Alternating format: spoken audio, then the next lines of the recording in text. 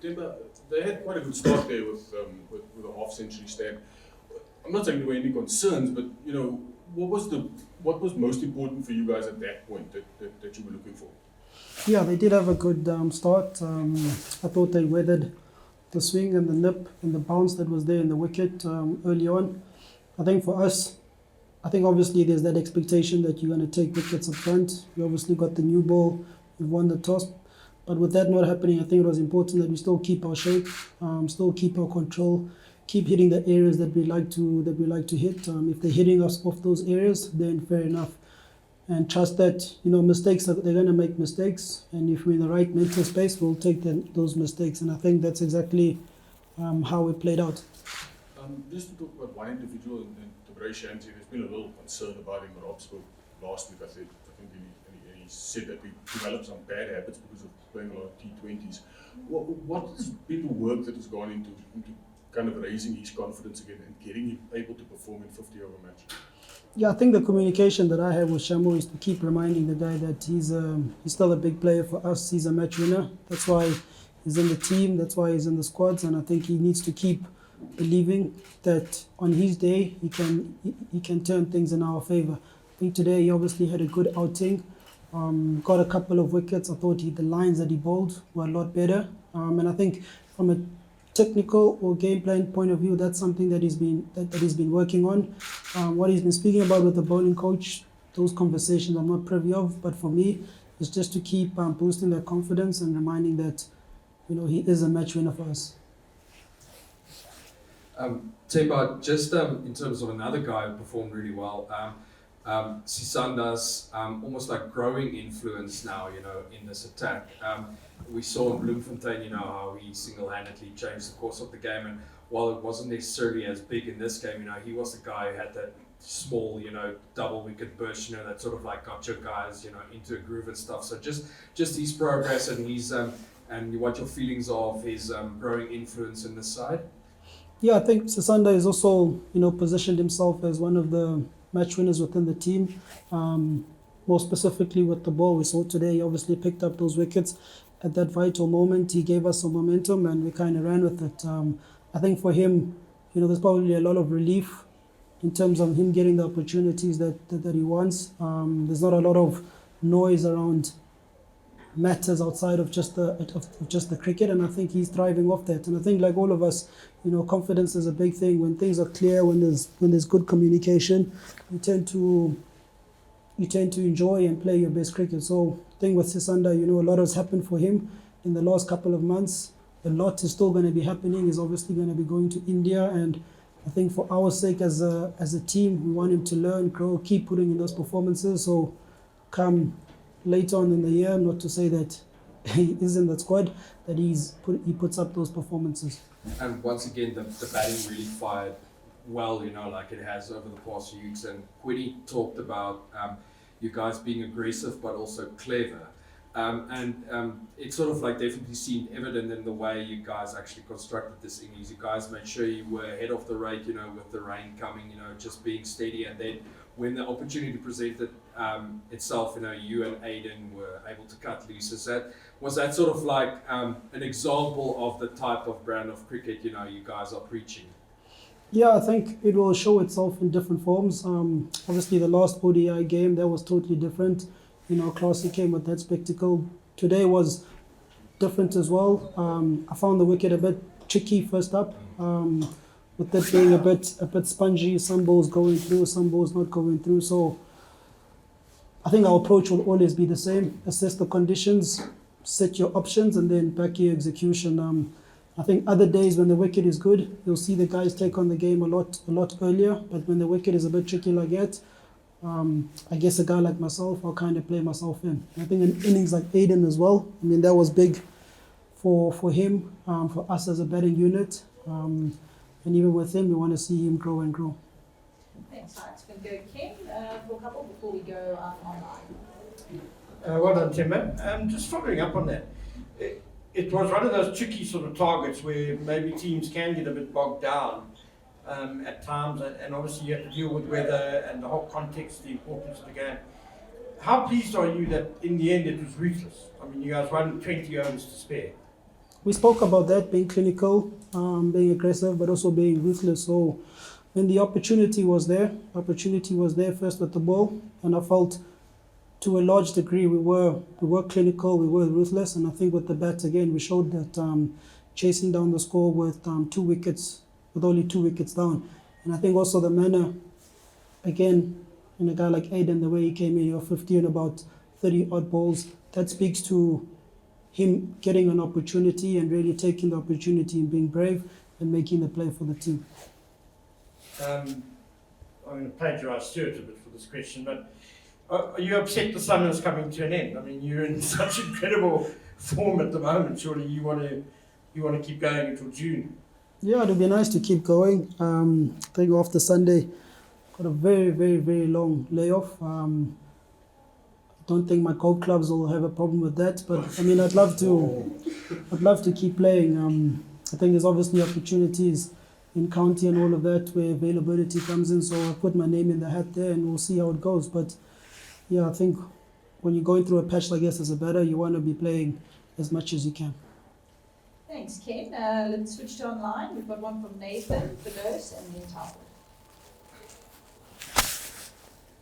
Thank you, Lucy. I've got a couple of questions by Nkambuli Sitataman. Ironically, a couple of months ago, you were struggling with form and the public was very vocal about it. So fast forward to today, scenario changes, this time beating Netherlands, having a good run of form. How were you guys able to change things around from the World Cup to now, and for yourself personally with regards to performance? Yeah, I think a lot's happened. I guess you're probably alluding to the World Cup to now. A lot's happened between now. A lot of work has been put in, individually as well as a team. And I think we're starting to, I guess, see the fruits of it all. I think within the guys, there's just a sense of a calmness, a sense of clarity as to how we want to go about doing that, and I think guys are just feeding off that. I think we've also played long enough to understand that there are ups and downs within the game, and I think when you're going through those downs, it's about how emotionally you kind of ride those periods, and then I guess similar when you're going through those ups as well, you want to ride those. You want to ride those emotions, but also kind of keep a level head about it. So, I mean, look, man, there's no magic that has happened within the team. I think the situation where we find ourselves in the team is other teams have also found themselves in. I can think of Australia. You know, not too long ago, things were also quite tough, and you look at them now, they're dominating world cricket. So. Yeah, there's no magic answer to it. But yeah, a lot of work was put in by the guys. Thanks, Nathan. Last two questions. Oh, sorry. Go ahead. Sorry, last two questions, if I may, Lucy. Sorry. Not only was there a change in the coaching staff, but also the support staff, the last of Sean Moodley coming in. How have the new staff impacted the camp collectively? Sorry, please repeat the question. Yeah, sure. Not only was there a change in the coaching staff, but also the support staff with the likes of Sean Moodley coming in. How have the new staff impacted the camp collectively?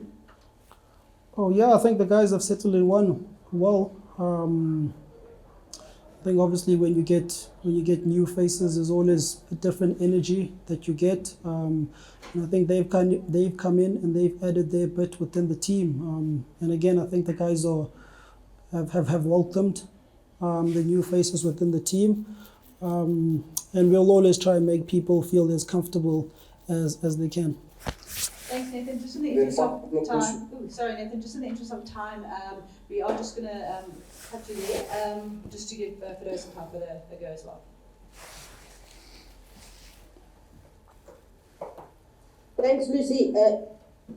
Tema, we've heard this Sisanda say a couple of times in the post-match press conference. He's really excited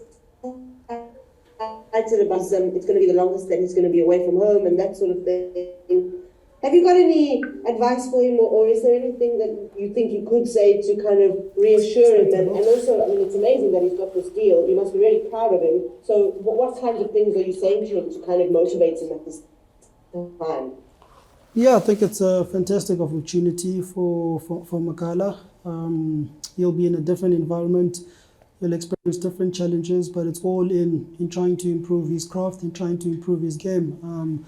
I think he's fairly quite new, quite fresh at international level, so he needs all the experience that he can get. The advice that I'd give him, look, I've never been to the IPL. I've been to India. Can be a tough place to tour, but I think you want to use your time wisely. If he gets opportunities out on the field, go out and back his game, and obviously most importantly, enjoy it. If you don't get the opportunities, make sure that you're still doing your work in and around all the games.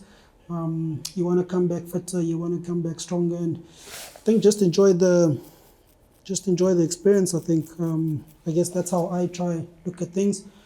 I know Makala, he does get homesick quite quickly, but I think if he wants to be a regular at international level, he's going to have to find a way to, I guess, get over that.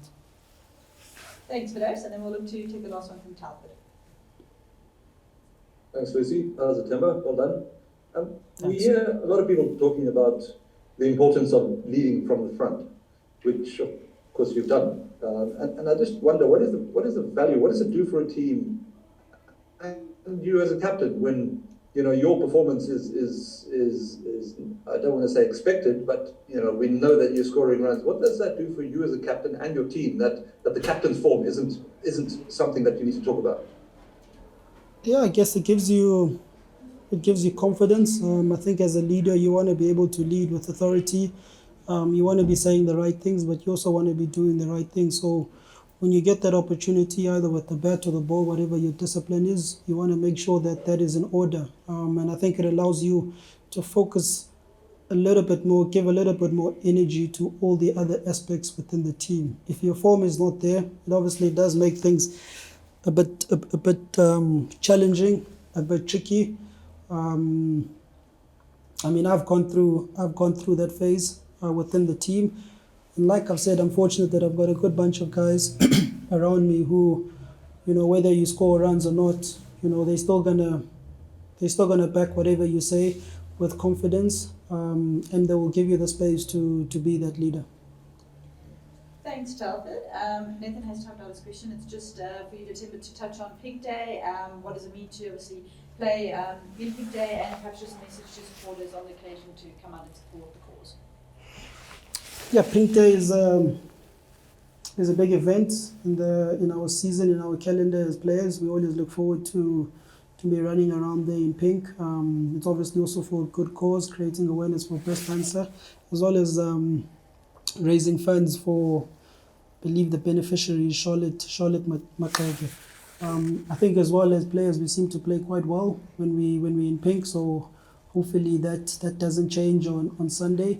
And we obviously urge the fans to come out and support. It's a Sunday. No one's got an excuse. It'll be after church. So please come out and support, and come enjoy the day with us in your pink outfits.